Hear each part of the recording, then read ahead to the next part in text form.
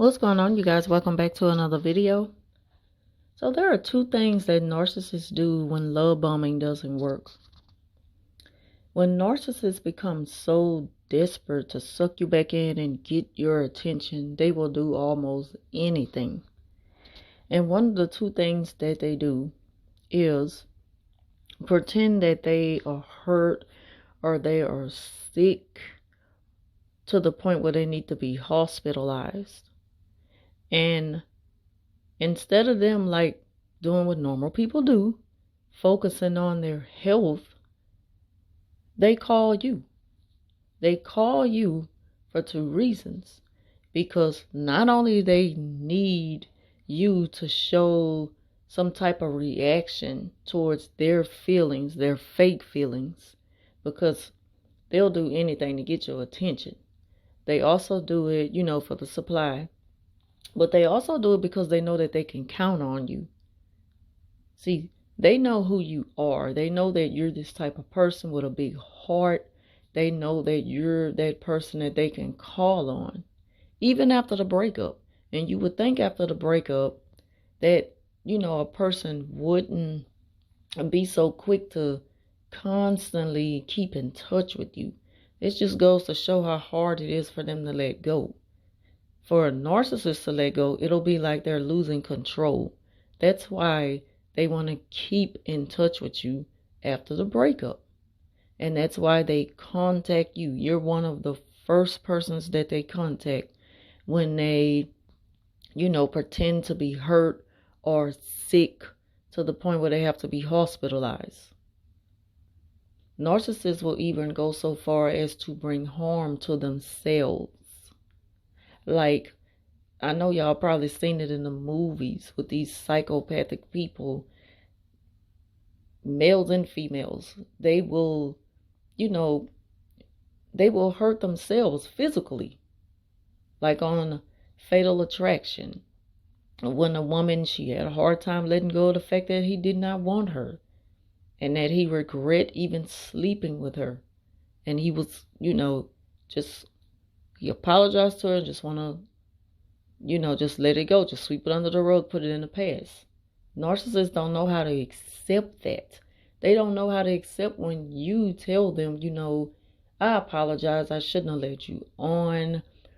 It was wrong on my behalf for making you believe that maybe there could be a future with us. And so I really regret any pain that I may have caused to you. And I hope that you'll accept my apology. You're a wonderful person. Hopefully you'll find the right one for you one day, but it's not me. I messed up and I just want to, I just want the family that I have.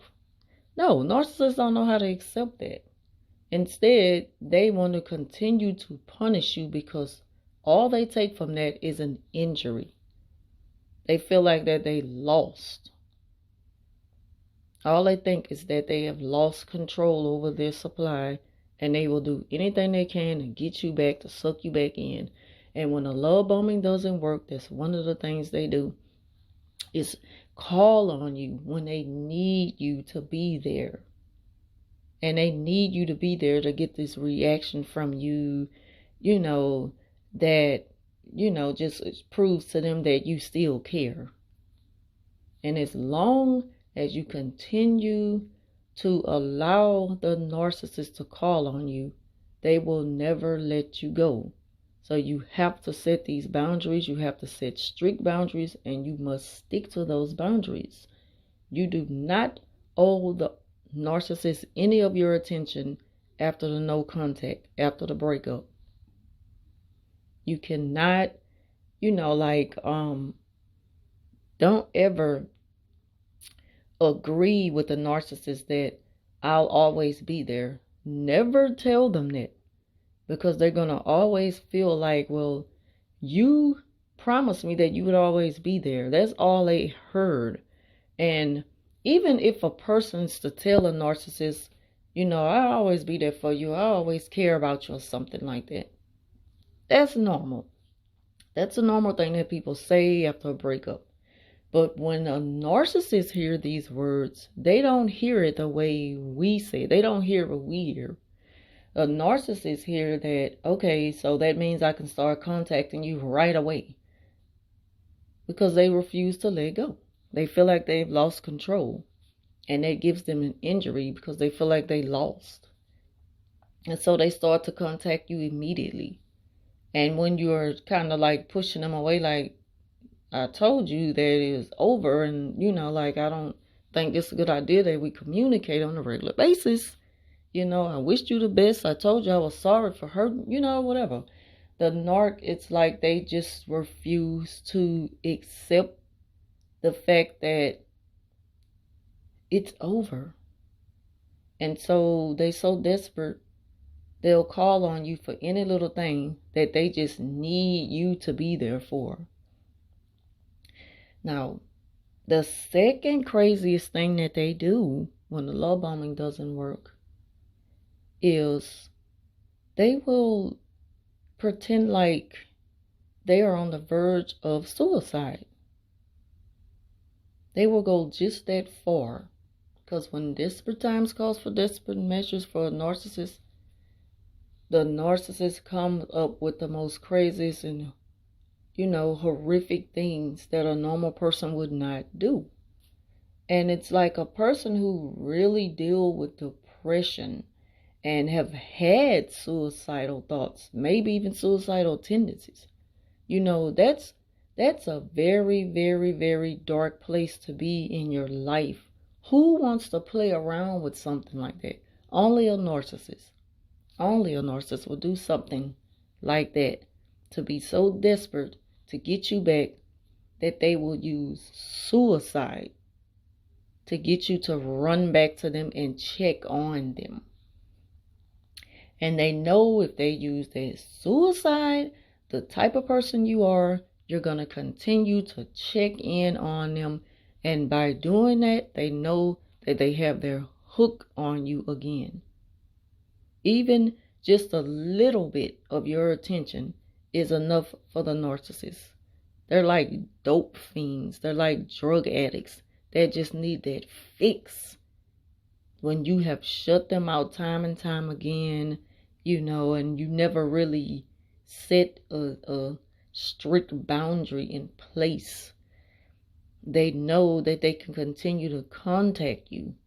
That's why no contact should be just that. Like, under no circumstances would you be able to contact me for nothing.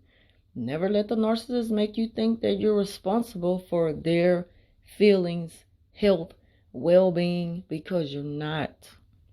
And this doesn't change the way you are as a person. It doesn't change you from being that person with a good heart. It does not change anything about you.